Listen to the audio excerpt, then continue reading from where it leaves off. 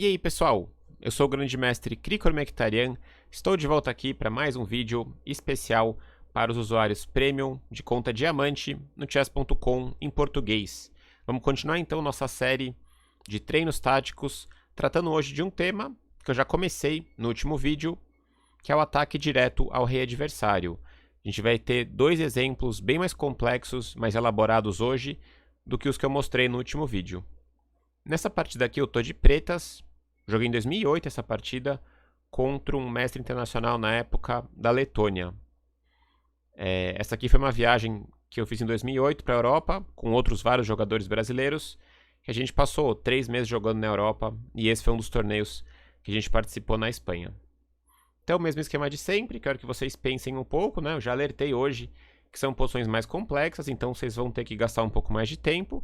E a conclusão não é nem que vocês tenham que encontrar a resposta inteira, mas sim se esforcem um pouco para sair da zona de conforto e tentem pensar como que as pretas podem atacar aqui, né? E o foco hoje vai ser mais vocês olharem a minha explicação, minha resposta, porque como eu falei, são exercícios mais difíceis do que os que eu venho mostrando até aqui. Então dá aquele pause, daqui a 5, 10 segundinhos eu volto explicando como que as pretas devem seguir aqui o ataque correto contra o rei das brancas.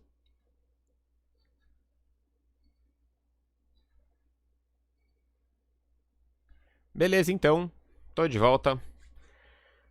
Nessa situação, então, aqui, a gente tem material igual, 7 peões para cada lado, uma estrutura de peões esquisita. O preto tem um jogo muito livre na lado do rei, né? Eu tenho a coluna F aberta, que é um ponto bem importante. Dá pra ver que as pretas têm peças, né, potencialmente pulando para a ala do rei, mas nenhuma maneira muito óbvia de atacar, né? No caso, se eu troco aqui os bispos, a dama toma. Se eu troco ali, o cavalo toma. E não está favorecendo muito as pretas isso, né? Inclusive, as brancas estão passando a torre para cá, para H3 talvez, né? O cavalo pode pular para G3. O cavalo H5 está um pouco estranho agora. Então não tem nada muito claro, muito óbvio, né? E eu lembro que eu gastei bastante tempo nessa posição aqui, mas eu encontrei um lance muito forte, que é um subtema bem específico que talvez estará no meu livro, o dia que sair meu livro, quem sabe ainda nesse século, que é o tema de você cortar a circulação da defesa do seu adversário, tá? Um tema bem específico de ataque. Começa aqui com o lance bispo F3, que é um lance muito, muito importante. Quando você trava esse peão de F2, você dificulta muito a defesa do rei em G1, porque muitas vezes esse peão, ele é o peão que avança, né? Vamos tentar imaginar aqui. É um peão que avança para abrir para conectar a dama na defesa, para conectar a torre na defesa, né? Então você corta a circulação ali da defesa com esse tipo de lance, né? Claro que entrega uma peça, mas com alguma análise curta você consegue concluir que G por F3 não é um lance bom, porque eu retomo o peão, ganhei um peão pela peça, tô com uma peça a menos, né? Porém eu tô ameaçando recuperar o bispo aqui, tô ameaçando dama G4 para dar mate em G2, que é uma ameaça mais importante, claro. E além disso, dama G4 também ganharia o bispo aqui em G5. As brancas deveriam trocar em F3, talvez agora. Torre F3, tá nítido aqui que o ataque preto é muito forte, porque agora o cavalo tá preso também, por causa da torre caindo, né? E dama G4 tá entrando, dama H3 tá entrando, enfim. Pode vir trocar e cavalo F4 também. Isso aqui nitidamente é ruim para as brancas. Então depois de bispo F3, né, tomar de bispo não resolve muito também, né? E claro, a ameaça principal é dama G4 aqui, né, entrando com a dama no ataque.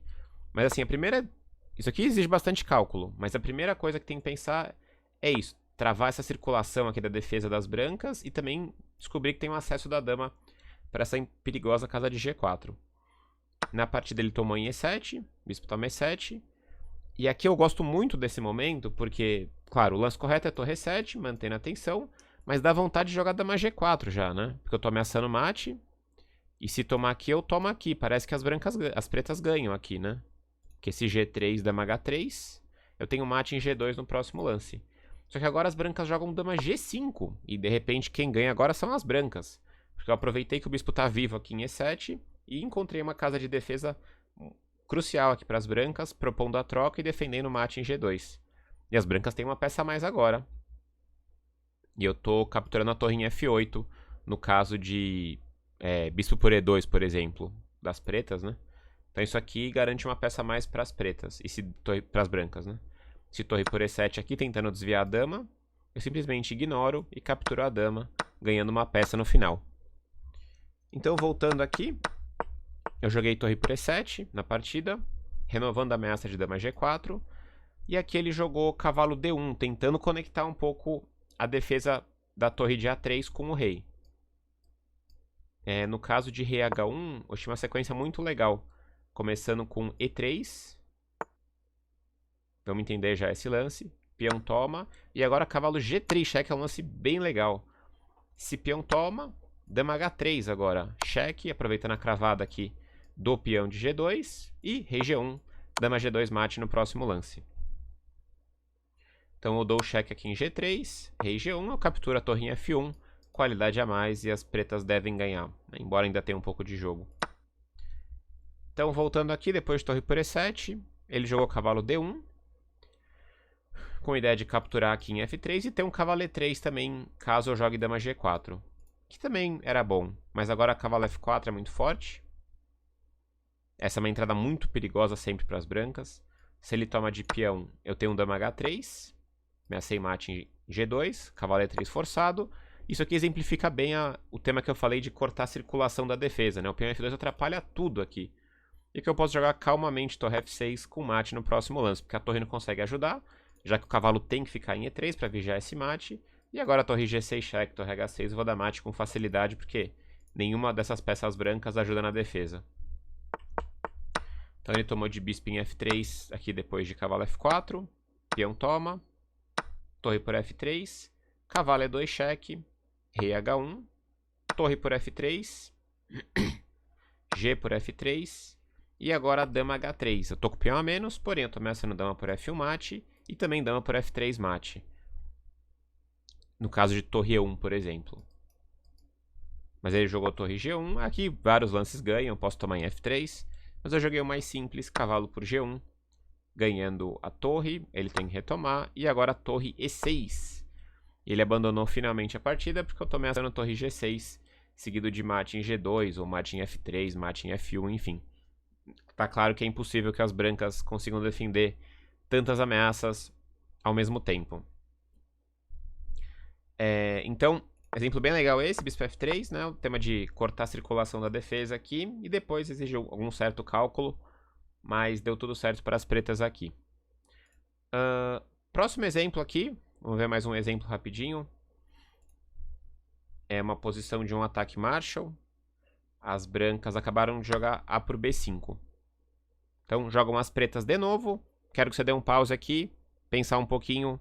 Eu já volto com a resposta explicando a sequência correta das pretas nessa posição.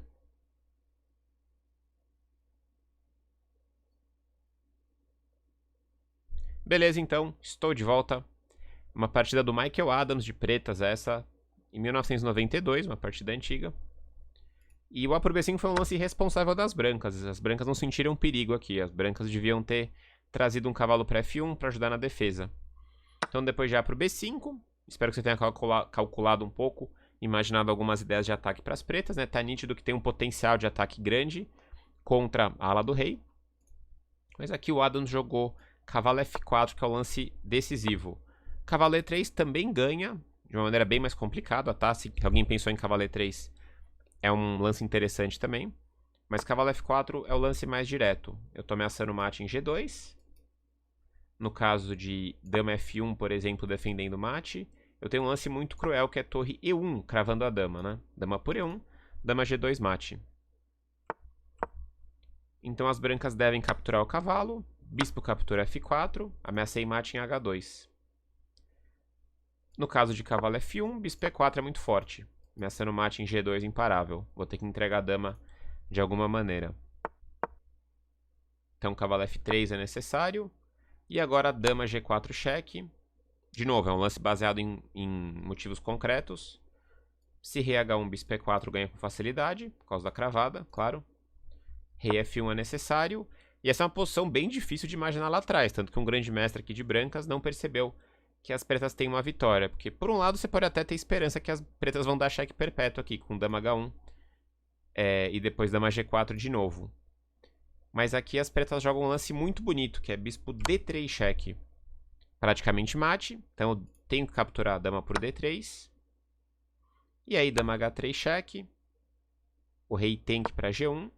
E agora uma sequência bem legal, continua com torre E1 cheque, cavalo por E1, bispo captura H2 cheque, rei H1, e entramos numa configuração de mate bem conhecida, que é esse cheque, seguido do cheque descoberto, lembrando que a dama estava tocando na dama preta, então o cheque tem que ser nessa casa, e o cheque nessa casa é importante, porque depois de rei G1, dama H2 cheque, rei F1, dama por F2, checkmate, e o bispo apoia a dama na casa de F2, dando checkmate no rei branco, que não tem para onde escapar agora. Nem pode capturar a dama em F2 também. Então, exemplo legal também, a resposta é relativamente mais direta, mas bem difícil também, né?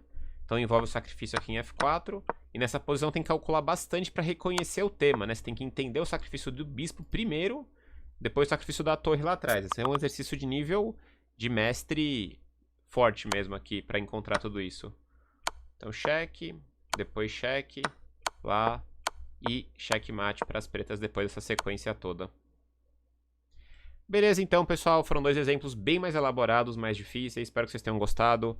Espero que vocês tenham se sentido mais desafiados, porque esses exercícios até pra mim, se eu fosse resolver, eu teria uma certa dificuldade, certamente em alguns deles, para encontrar a resposta certa. Mas como eu falei, hoje o foco era mais vocês acompanharem a resposta e, enfim, verem um xadrez legal ser jogado aí, reforçando as ideias de ataque que a gente tá vendo nesses vídeos. Não esquece de comentar sempre aqui na seção de comentários e fazer sugestões para outros vídeos aqui na seção de vídeos premium para os usuários diamante do chess.com. Valeu, galera. Até a próxima.